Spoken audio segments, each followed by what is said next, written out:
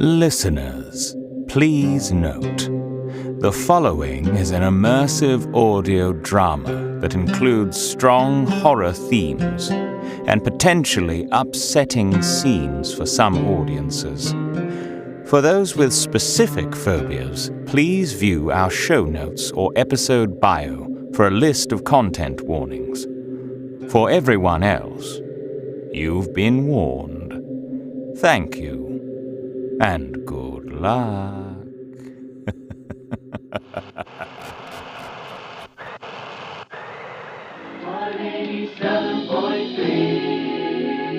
I say, Johnny, do you ever feel invisible? It depends on the day, pal, but I sure have my moments. We all do. That's why I've taken myself down to Frank Mason's men's salon, where I get my groovy locks and amazing mustache treated with care. What a coincidence. I also go to Frank Mason's men's salon when I want to go from drab to fab. That is stellar! And now the folks at home can visit Frank Mason's men's salon and receive a complimentary trim for the kids. Just in time for the end of summer. Head on in and tell them Johnny and Alan sent you to receive one free kids trim for each adult cut purchased. And ladies, don't be fooled. Frank Mason's men's salon has something for everyone. This weekend, you can go in for a free wash with the purchase of a blowout. So folks, head on down to Frank Mason's men's salon so you don't have to feel invisible any longer. You'll be drowning in attention before you know it. The night is still, the forest dark, a distant scream, a lantern spark. Through tangled woods you make your way, where unseen eyes observe their prey. A creaking branch, a whispered name, a chilling wind, an ebbing flame. The path ahead is cold and frail, secrets weave through night's thin veil. Old legends speak of spirits near, of those who vanished, drowned in fear. Moonlight fades and shadows swell on the trail to Wanatel.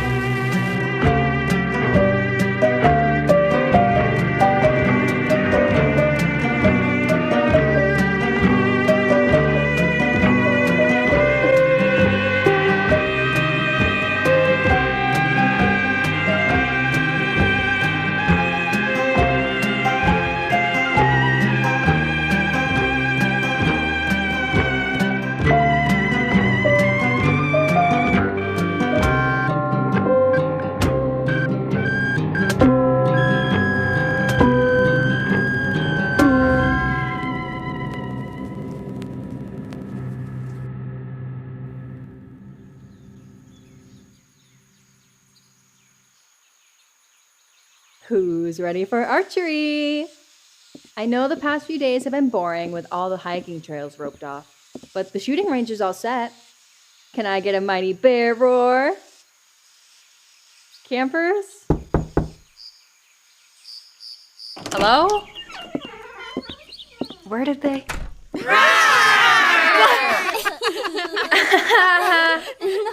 You sure got me. Whose idea was this? Mine, me. Did we scare you? I'll let you know when I can hear past my heart pounding in my ears. It started as a game of who can hide the fastest. I told them Tiger Cabin is going to win the trophy if we don't practice. There's a hiding trophy? Since when? When did we talk to Thomas? 2 days ago. Wow, what a coincidence! Since 2 days ago. I bet you'll get the gold. Now, it's no hiding trophy, but I do have jelly beans for whoever gets the most bullseyes. You have more jelly beans?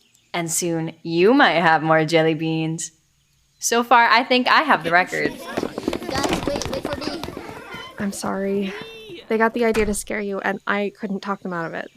I get it. I just need a second. They did a great job hiding this time. Covered themselves up with their flashlights in less than 2 minutes. Would it even do anything? It doesn't hurt to try. Besides, it keeps them occupied with the whole no hiking thing. I'm starting to think we should just convince Miss Wade there's a maniac loose in the woods and send everyone home. Ignoring the problem doesn't make it go away. Thomas was right. We have to do something. Yeah, I'm just not sure staying here and hunting it is the thing we have to do. Are you sleeping any better? No. Sort of. I thought the nightmares were gone, but once we all talked, I started remembering them again. I realize I'm dreaming at least and can wake myself up. What do you mean? I'll hear Andrew calling for me. But it's wrong. If I call back to him, I have the urge to start walking. This morning, I woke myself up and realized I've started getting out of bed. Why didn't you say something? It's only been 2 days. At first, I thought it was just a coincidence, but now I'm not so sure. That sounds like what's happening to Maggie. It's just nightmares. Not as bad as before, but that's all they are. My promise to lock you out of the cabin still stands, Sarah. You don't understand how bad it was. I was seriously scared, and now I know I have every reason to be. I'm sorry. I should have told you. No, you don't have to apologize. Amanda was telling me about it during breakfast. I'm just jumpy about it. She's getting worse? I don't think she ever started getting better. Amanda said she just walked out of the cabin. She had to run and drag her back. And now they're trying to scare the kids into using more of a buddy system. Really? Uh-huh. Amanda's trying to convince them that if they see anyone walking by themselves, they're supposed to declare they're buddies now and walk with them wherever they need to go. Do we have more buddies? Whoa! Were you listening the whole time? Not the whole time. My friend Cleo is in Tiger Cabin, and she says she has 2 buddies now, and one of them is Miss Maggie. Everybody has Miss Maggie as a buddy. Is she trying to run away? No, she isn't going anywhere. Someone ran away. Someone's missing? Do we have to find them? I thought we were going to archery, not hide and seek. I don't like that game. Can we play Marco Polo instead? No, dummy. You have to be swimming for that game. Nuh-uh. I'll go first. Marco! Actually, Miss Cassie and I were talking about a story about a counselor that went missing. What? Well, that little prank you pulled had me pretty freaked. It reminded me about something that happened when I was a camper here. What was her name? She was weird. It was my 2nd year here at Wannatel, your 1st? Joan? Oh, yeah. I haven't thought about her in years. She was a bizarre one. That's a good way to describe her. Well, what was the story? Are you sure you want to hear it? I think it's pretty scary. When I first heard it, I couldn't even bring myself to walk to the bathroom alone. Yeah. I guess so. We'll tell you, but then it's off to archery, okay? Maybe with an extra buddy or 2. So, Joan was never supposed to be at Camp Wannatel. She didn't want to be here, first of all. She hated the outdoors, like hiking and camping, and even getting her to swim in the lake was like pulling teeth. Joan didn't want anything to do with the camp, the campers, or even the rest of the counselors. That's not true. There was that one other counselor, Howard. Cassie! It's true. She was completely wally blood and dolly about him. The only time she wasn't scowling was when Howard was around. Anyway, like I was saying, Joan wasn't supposed to be a counselor, but something happened at home and she got sent here instead. No one knew what it was, but she was angry about it. Whoever had Joan for their cabin was in for a rough time. I was so happy to be in Tiger Cabin. Ugh, me too. Not only was she a grouch, but she was just downright strange. She asked for an electric fan for the cabin once. Not because it was too hot, but because it was too quiet. Can you imagine the sound of 9 other people snoring in creaky bunk beds with rustly sleeping bags and the total cacophony of crickets outside? Imagine thinking that's too quiet. Joan would also go wandering off on her own on occasion. I remember lunch was really slow one day because she just didn't show up to help cook or serve it. So her kiddos and the poor other counselor had to pick up the slack. Lunch came and went, and nobody had seen or heard from Joan. Our cabin was on the cleanup shift that day. When she finally wandered back in after, she stormed up to her co-counselor and demanded to know where they had been the whole time. She claimed to have been ditched in the woods during their hike. Now, to be honest, if Joan was in my cabin, I'd have left her behind too, but it didn't make any sense. The trails are really well marked, and it's not like Joan didn't know how to get back to the main area of camp. When she realized she was alone, why didn't she just come back to camp and wait for everyone else? Everyone thought she was sneaking away to get out of work, but she genuinely seemed upset. No one was really sure what was going on. I think we all just brushed it off as her being angry about being at camp. I accidentally eavesdropped on our counselors, and they were talking about the weird stuff Joan had said.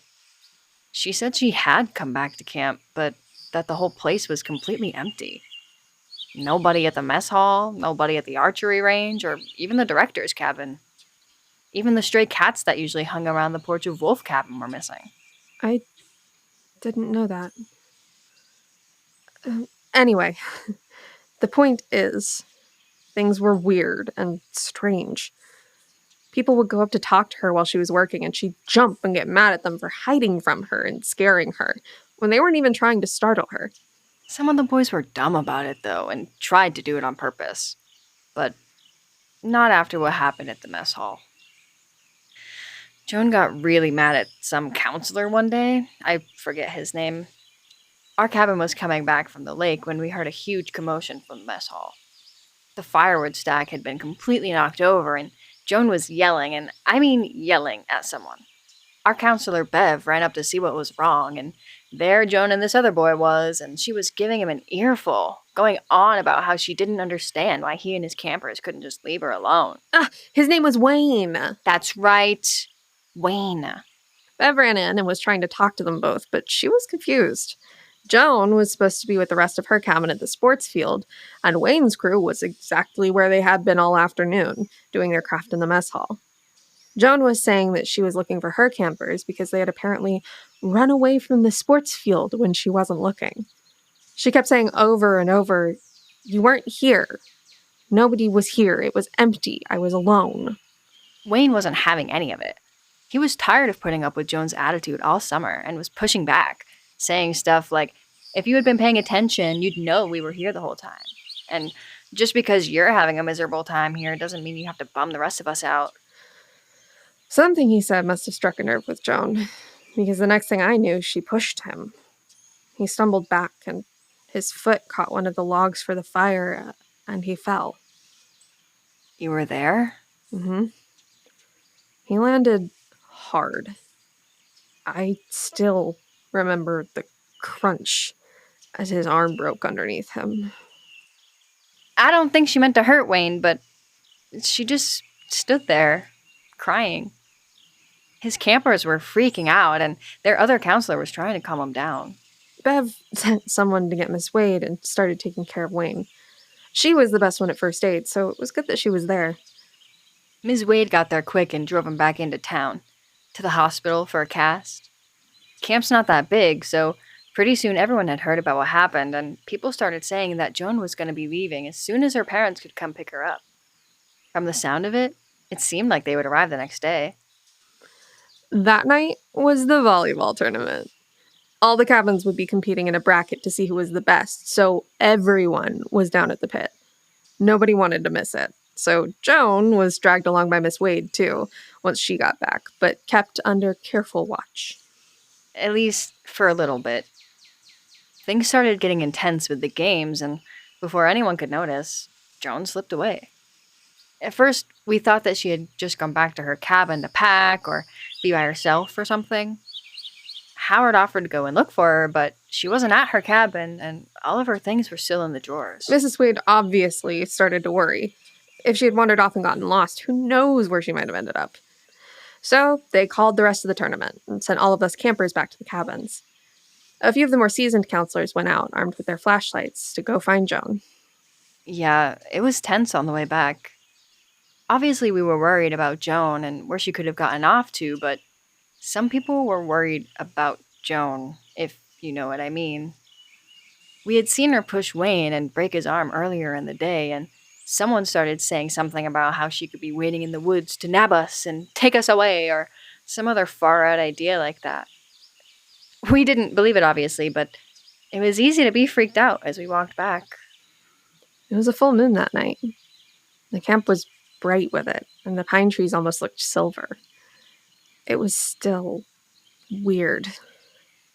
The cicadas were kind of muted, and even the crickets were quiet. Wolf Cabin is pretty close to Toad Cabin, and so we thought we'd maybe see Joan through the window with a flashlight or something. As we got close, the cabin stayed dark and still.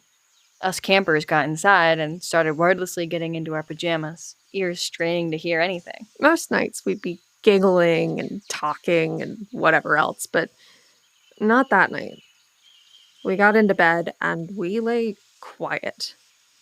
Not too long after, we heard Wolf Cabin trudge into their cabin. Again, quiet. Flares of their lanterns and flashlights occasionally cut through their window and splashed across the floor of ours before they were all switched off. None of us slept well. We were pretty restless. I couldn't sleep at all. I was laying in my bunk, wide awake. I tried to go to sleep, but I was so nervous about everything going on with Joan. Just laying there, thinking about everything that had happened so far, it really had me freaking out. I was starting to hear things, or so I thought. It wasn't until there was a large clunk out on the doorstep of the cabin that I realized I had left my hiking boots out there. I don't know what came over me. I knew it was stupid, but I crept out of my bunk, grabbed my flashlight, and opened the door as quietly as I could. Then I clicked on my light. Out on the steps of the cabin lay one of my boots, tipped over like someone had kicked it or a raccoon or something knocked it over. I swung my flashlight around to try and catch whatever it was. I think a part of me both hoped that it was Joan and that it wasn't. I didn't catch anything in my flashlight beam. Not directly, at least. But I did see a branch rustling at the end of the clearing. Maybe a deer or something? Again, I don't know what came over me, but I felt myself being drawn and pulled toward that edge, closer to the dark, ahead of me. I heard another rustle. I could feel the flashlight in my hand, heavy, slippery with sweat. I didn't know what I wasn't seeing, you know? Did you keep going? I heard another thump behind me from where my boots were, and I whipped around, and I swear on my life, I saw it clatter across the deck. That force that was pulling me into the forest vanished, and instead I found myself rooted to the spot, clutching my flashlight, heart thumping in my chest. I still couldn't see anything. Then there was a bang, the sound of a cabin door somewhere else, and I jumped, swinging my light over to see where it had come from. As soon as my light left the wolf cabin's porch, I heard the screaming. Wait, you saw Joan first? Yeah, she was sprawled out across the steps, shielding her eyes from the beam of my flashlight. She kept wailing, "Who are you? Who are you?" I just started screaming, and between the two of us, the rest of the cabins woke up. Bev and our other counselor dashed out first, and one of them got me back inside while the other counselors went to help her. Nobody's really sure where she had been. When Ms. Wade showed up, Joan claimed to have been in camp the whole time, running around for hours searching for us. When she didn't find us in the cabins, she tried checking the trails. She was drenched in sweat and covered in leaves, brambles, and scrapes. Her eyes were wild. Every time someone got close, she'd grab for their clothes and ask over and over, "Are you really here? Am I really here?" I remember Miss Wade sent everyone back with their groups and took Joan to stay up at the main cabin. Before breakfast the next morning, she was driven to town, and Wayne came back with a cast we all signed. I don't know if anybody heard from her after that. Not even Howard. Everything went off without a hitch after she left. No more disappearing counselors, no more screaming at night, and no more Joan. The girl that was never meant to be here wasn't. Hey, do y'all want to be my buddies? Yeah, three buddies. You gotta be my buddy. I wanted to be buddies. All right, let's grab our bows and go over archery safety one more time. Who can tell me which way the arrow points?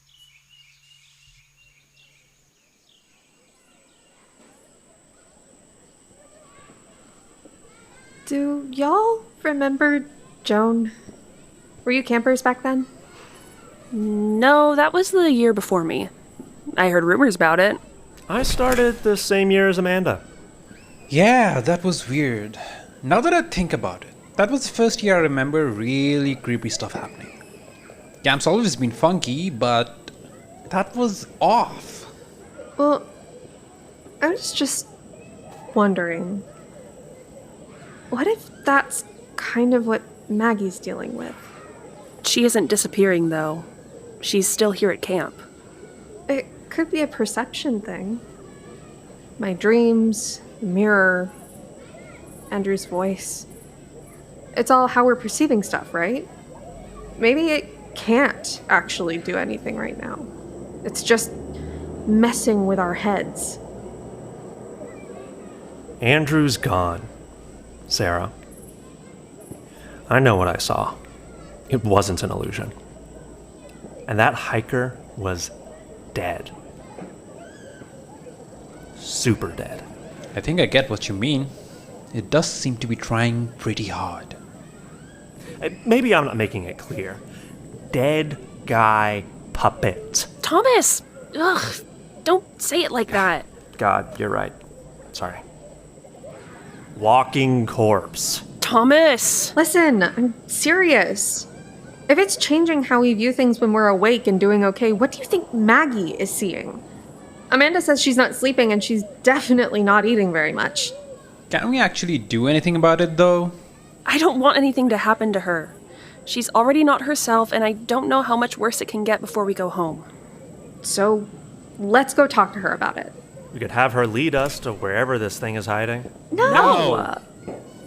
We aren't going to use her as bait. Sarah's right. We have to at least tell her she's acting off. She might have no idea. Is that any better? Do you have any other options? At all? Not really. Are you sure we don't want her to lead us to wherever this thing is hiding? If it came up through the fire pit or tried to, it's probably not licking its wound in a cave somewhere. Sure. If it needs a new body, it's probably hunting us to get one. The woods aren't exactly crawling with hikers right now. So, when do we talk to Maggie? Soon. I'll see how she's doing tonight, and maybe we can talk to her about it tomorrow. Why wait? Because I'm going to accuse her of being possessed, Tom. It's weird. I can't just march over to her and ask her what's wrong with her. Sure you can. You just find her and say, Maggie, I think you're possessed. And I think you've lost it. Think about it. Maybe we'll catch it off guard. Catch what off guard? Maggie? Wait, where are you going? To help a bunch of second graders keep an eye on my friend before she goes wandering off into the woods. I'm sure she's okay. I have a bad feeling about this. Come on, Mark. Don't be all doom and gloom. We figured out this thing's motive, and we're going to cut it off at the pass. Thomas already dealt with a dead guy. It's not like it can get any worse.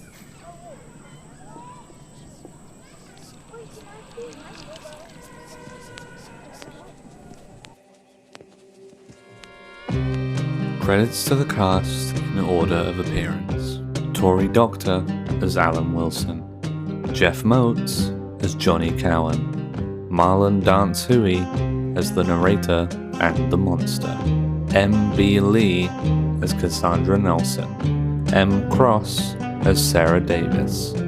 J. Wassell as Amanda McMillan. Frederic Powers as Thomas Anderson. Amaan H.K. as Mark Greene.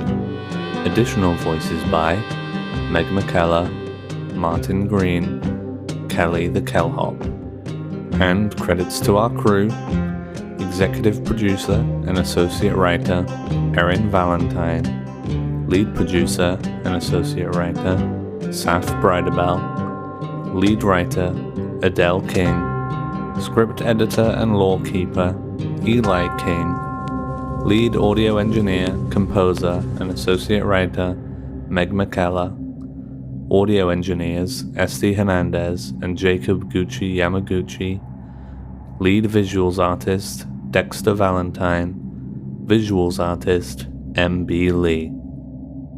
Thank you for listening to 1.7 Miles to Lake Wanatell, a Honeydew Studios production. We hope you enjoyed. Tune in next Saturday for a new episode.